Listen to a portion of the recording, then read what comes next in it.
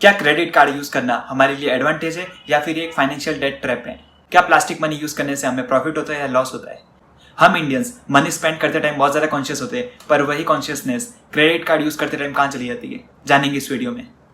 Hi everybody, मैं this side.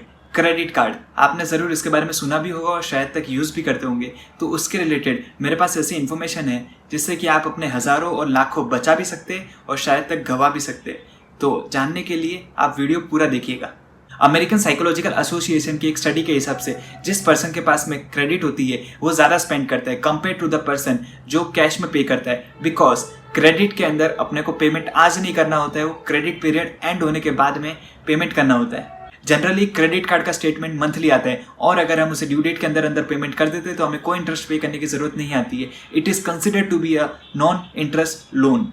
But अगर हम ड्यू डेट के ऊपर पेमेंट करना भूल जाते हैं या तो फिर हमारे पास उतने पैसे अवेलेबल नहीं होते हैं, देन बैंक या तो फिर मेरा क्रेडिट कार्ड ब्लॉक कर देगी या फिर मुझे मिनिमम मंथली पेमेंट का ऑप्शन देगी। Let's take an example. अगर मैंने आज 100 रुपीज़ की परचेस करी है और ड्यू डेट के ऊपर मैं 100 रुपीज़ पे नहीं कर पा रहा हूँ, तो बैंक मुझे 100 रुपीज़ का 5%, लेट से 5 रुपीज़ बोलेगी कि आज पे कर दो एंड आपकी क्रेडिट लिमिट एनहांस हो जाएगी, अगले मंथ भी यूज़ कर सकोगे आप।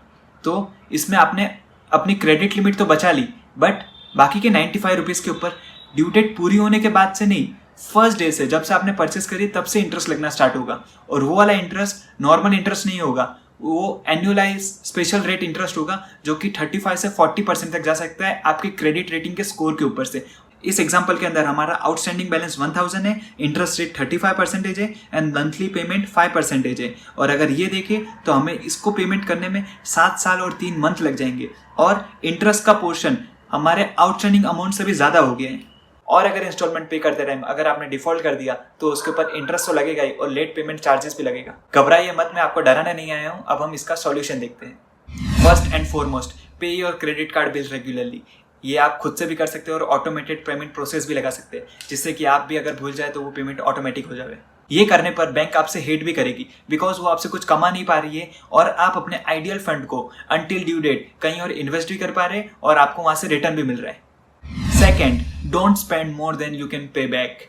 Keep tracking of all your expenses. Third, credit card का स्टेटमेंट अच्छी तरह चेक कर लीजिए जिसके अंदर आपको सारे के सारे चार्जेस और कंडीशन का अच्छी तरह पता चले।